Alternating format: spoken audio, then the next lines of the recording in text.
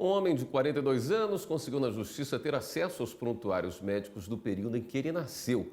Ele acredita ter sido trocado na maternidade. Na ação cautelar, o Tribunal de Justiça de Minas Gerais afastou a declaração de prescrição proferida em primeira instância por entender que ações de estado familiar são imprescritíveis e determinou que o hospital disponibilizasse os prontuários da mãe e do bebê.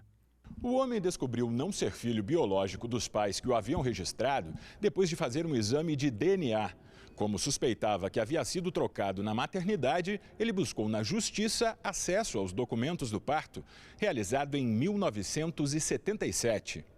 O hospital se recusou a fornecer os documentos. No recurso ao STJ, alegou que não é obrigado a manter os prontuários médicos e registros de internação por mais de 18 anos, como determina o Estatuto da Criança e do Adolescente, e que a ação tinha como objetivo reconhecer a responsabilidade e obter indenização da instituição de saúde.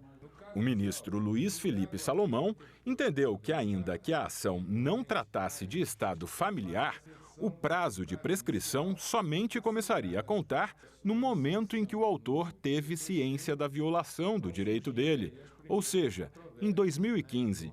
Conforme o ministro, o acórdão do TJ de Minas se apoia em mais de um fundamento, sendo que o hospital não impugnou todos eles.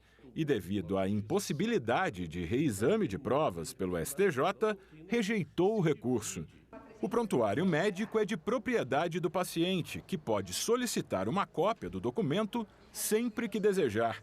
A Constituição Federal e o Código Penal garantem a privacidade das informações contidas nele e só podem ser fornecidas com autorização do paciente ou por determinação da Justiça.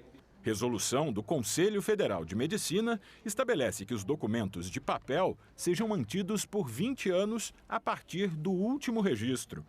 Para este médico, os prontuários são documentos fundamentais que visam facilitar a assistência médica ao paciente. Um paciente que já teve uma complicação X, se ele chega no hospital e já tem o prontuário dele, o médico que for vê-lo, que com certeza não vai ser o que viu lá atrás, porque isso está sempre mudando nos hospitais, o médico que for vê-lo vai ler o prontuário, isso é obrigação nossa. Sempre antes de ver o paciente, você lê o prontuário.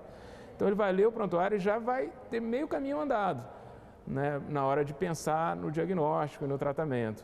Então isso para o próprio paciente é excelente, porque ele vai chegar num hospital em que a pessoa já vai ter uma ideia do caso dele.